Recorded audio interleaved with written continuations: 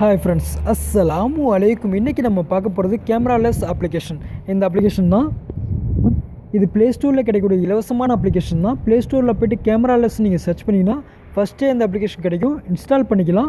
அல்லது இந்த வீடியோஸ் கீழே லிங்க் இருக்கும், அந்த லிங்க்கை நீங்கள் டச் பண்ணாலும் ப்ளே ஸ்டோர் போய்டும், சுலபமாக அப்ளிகேஷன் வந்து இன்ஸ்டால் பண்ணிக்க முடியும். இந்த அப்ளிகேஷன் எதுக்கு பயன்படுதுன்னா, நம்மளோட அனுமதி கொடுக்காமல் கேமரா ஓப்பன் பண்ணிக்க முடியாது. அதே போல் கேமராவுக்கு பாஸ்வேர்டு கொடுத்து வச்சுக்கிறாங்களும் கொடுத்து வச்சுக்கலாம். ஸோ கண்டிப்பாக இந்த அப்ளிகேஷன் வந்து எல்லாருக்குமே பயனாக இருக்கும். நம்ம மொபைலில் கண்டிப்பாக இருக்க வேண்டிய அப்ளிகேஷனில் இதுவும் ஒன்று. கேர்ள்ஸ் வந்து கண்டிப்பாக இந்த அப்ளிகேஷன் வந்து டவுன்லோட் பண்ணிங்க. ஏன் இதை வந்து நான் சொல்கிறேன்னா, இப்போ வந்து ஸ்பை அப்ளிகேஷன்லாம் நிறையா வர ஆரம்பிச்சிருச்சு. நமக்கு தெரியாமல் நம்ம மொபைலில் அந்த ஸ்பை அப்ளிகேஷன் இருக்கலாம்.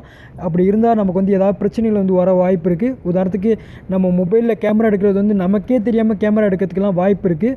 ஸோ கண்டிப்பாக நம்ம வந்து கேமரா வந்து டிசேபிள் பண்ணி வச்சுக்கிறது ரொம்ப ரொம்ப சேஃப்டி. கேர்ள்ஸ் வந்து கண்டிப்பாக உங்கள் மொபைலில் இருக்கக்கூடிய கேமரா வந்து டிசேபிள் பண்ணி வச்சுங்க. உங்களுக்கு வேணுங்கிற டயத்தில் மட்டும் கேமரா வந்து ஓப்பன் பண்ணுங்கள். இந்த கேமரா டிசேபிள் பண்ணுறது ஒன்றும் கஷ்டமான ஒர்க் கிடையாது. இந்த வீடியோஸ் கீழே இருக்க லிங்க்கை நீங்கள் கிளிக் பண்ணி அதில் இருக்கக்கூடிய அப்ளிகேஷன் வந்து இன்ஸ்டால் பண்ணிங்க. இன்ஸ்டால் பண்ணதுக்கப்புறம் அப்ளிகேஷன் ஓப்பன் பண்ணுங்கள். அப்ளிகேஷன் ஓப்பன் பண்ணும்போது உங்களுக்கு வந்து ஹோம் ஸ்க்ரீனில் இந்த மாதிரி தான் இருக்கும். இதில் ஃபஸ்ட்டு வந்து கேமரா மேனேஜர்னு இருக்குது பாருங்கள். இதில் வந்து ஆஃப்னு தான் இருக்கும். நீங்கள் இந்த ஆஃபுங்கிறத நீங்கள் டச் பண்ணிங்கன்னா உங்கள்கிட்ட வந்து ஆக்டிவேட் பண்ண சொல்லும். இந்த அப்ளிகேஷன் வந்து ஆக்டிவேட் பண்ணுங்கள். ஆக்டிவேட் பண்ணாலே போதும், இந்த கேமரா மேனேஜர் அப்ளிகேஷன் வந்து ஆன் ஆகிடும். ஆன் ஆனதுக்கப்புறம் நீங்கள் என்ன பண்ணணும்னா, கீழே ரெண்டாவதுக்கு பாருங்கள் டிசேபிள் கேமரா. அந்த டிசேபிள் கேமரா நீங்கள் செலக்ட் பண்ணிங்கனாலே போதும், உங்கள் மொபைலில் இருக்கக்கூடிய கேமரா வந்து டிசேபிள் ஆகிடும். நீங்கள் அனுமதி கொடுத்தா மட்டும்தான் கேமரா வந்து ஆன் ஆகும். நம்ம இந்த அப்ளிகேஷன் வந்து நம்ம பாஸ்வேர்டு கொடுத்து வச்சுக்கிறாங்களும் கொடுத்து வச்சுக்கலாம். இந்த கீழே லாஸ்ட்டாக நீங்கள் பார்த்தீங்கன்னா பாஸ்வேர்ட் ப்ரொடெக்ஷன் இருக்கும், அதில் ஆஃப்னு இருக்கும். நீங்கள் அதை டச் பண்ணிங்கனாலே ஆன் ஆகிடும். அதில் உங்களுக்கு வேணுங்கிற பாஸ்வேர்டு வந்து நீங்கள் கொடுத்துக்கலாம். அதே போல் மறுபடியும் கொடுத்த பாஸ்வேர்டே வந்து ரெண்டாவது தடவை கொடுத்து அப்ளை பண்ணிக்கலாம். கொடுத்தீங்கன்னா இந்த அப்ளிகேஷன் ஓப்பன் பண்ணும்போது பாஸ்வேர்டு கொடுத்தா மட்டும்தான் உங்களால் வந்து எடிட் பண்ண முடியும். உதாரணத்துக்கு இப்போ பாருங்கள், இப்போ வந்து இந்த அப்ளிகேஷன் வந்து நான் டிசேபிள் பண்ணி வச்சுருக்கேன், அதாவது கேமரா வந்து டிசேபிள் பண்ணி வச்சுருக்கேன். இப்போ பாருங்கள், கேமரா ஓப்பன் பண்ணுறேன். கேமரா கண்டிப்பாக ஓப்பனே ஆகாது.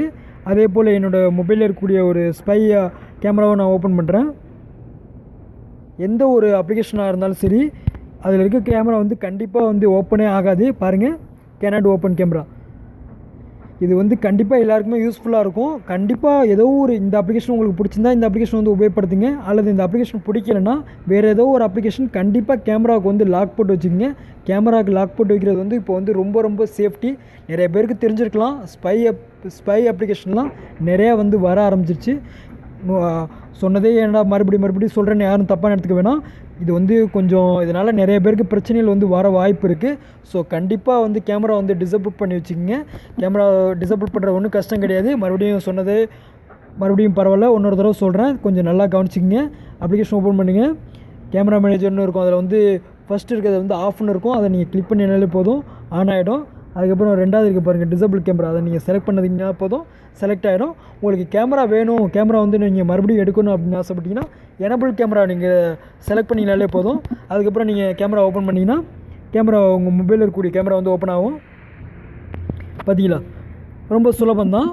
சரியா, இதில் ஏதாவது டவுட்ஸ் இருந்தால் மறக்காமல் கேளுங்க. மறக்காமல் நம்மளுடைய அப்ளிகேஷன் வந்து டவுன்லோட் பண்ணிங்க. இந்த அப்ளிகேஷன் எதுக்கு பயன்படுதுன்னா, ஆந்திரா டிப்ஸ் எல்லாமே ஒரே இடத்துல தெரிஞ்சுக்க முடியும். அதுக்கு தான் இந்த அப்ளிகேஷன் வந்து பயன்படுது. அப்ளிகேஷன் ஓப்பன் பண்ணி உங்களுக்கு நான் டெமோ பண்ணியே காட்டுறேன். அப்ளிகேஷன் ஓப்பன் பண்ணும்போது ஹோம் ஸ்க்ரீன் இந்த மாதிரி தான் வரும். இதில் உங்களுக்கு வேணுங்கிற டிப்ஸை வந்து நீங்கள் தெரிஞ்சுக்க முடியும். இதில் 4வது இருக்குது பாருங்கள், இதை நீங்கள் கிளிக் பண்ணிங்கன்னா நம்மளோட யூடியூப் சேனல் போகும்.